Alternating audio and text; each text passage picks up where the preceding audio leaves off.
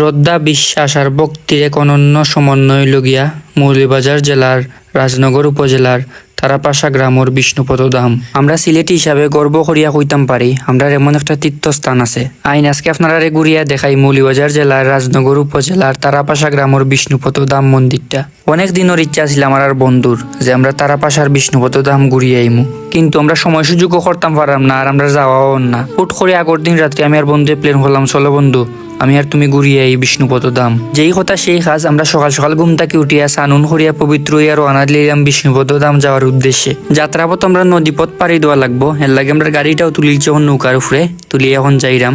আজকে আমি আর বন্ধু খুব বেশি খুশি, কারণ আমরা খুবই পবিত্র একটা জায়গাতে আজকে যাইরাম। খুবই সুন্দর একটা রাস্তা দিয়ে আমরা যাইরাম বিষ্ণুপদ ধামের উদ্দেশ্যে। আমরা খুব বেশি ভালো লাগে, কিন্তু আধা পথ যাওয়ার পরে খুব বেশি বৃষ্টি শুরু হয়ে গেছে, এর লাগে আমরা একটা জায়গা তখন উবাইছি। পরে একটু একটু বৃষ্টিত অবস্থায় আমরা বাইরে গেছি বিষ্ণুপদ ধামের উদ্দেশ্যে, কারণ ইনো যত বইমো তুলে এইটুইব আমরা ইয়া পৌঁছে গেলাম বিষ্ণুপদ ধামের মন্দিরের গেটের সামনে।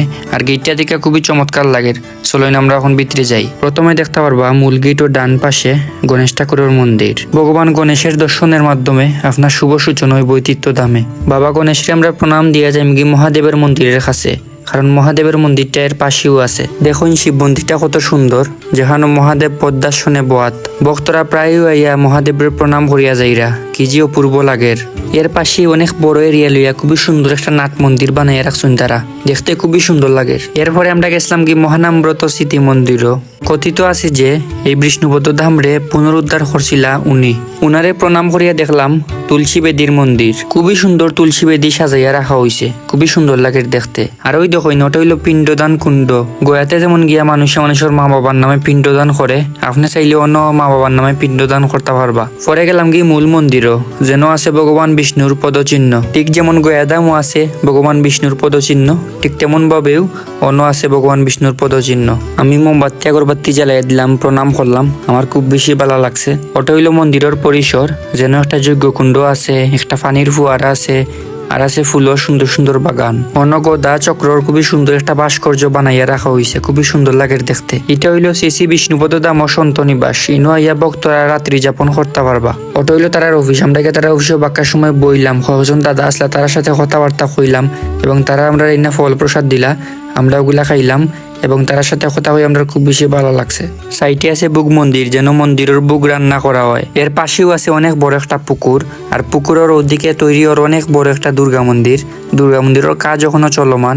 দুর্গা মন্দিরের কাজটা সম্পন্ন হয়ে গেলে কিন্তু দুর্গা মন্দিরটা দেখতে খুব বেশি সুন্দর লাগবো।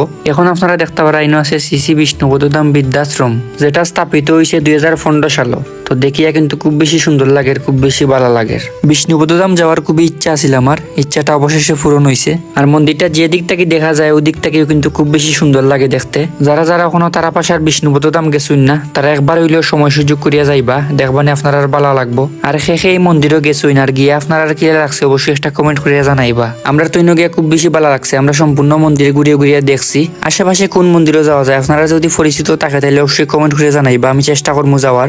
আজকের ভিডিওটা আপনার কাছে কিলা লাগছে অবশ্যই একটা কমেন্ট করে জানাইবা। দেখাইবো আপনার সাথে পরবর্তী ভিডিওতে। টাটা সবাইরে।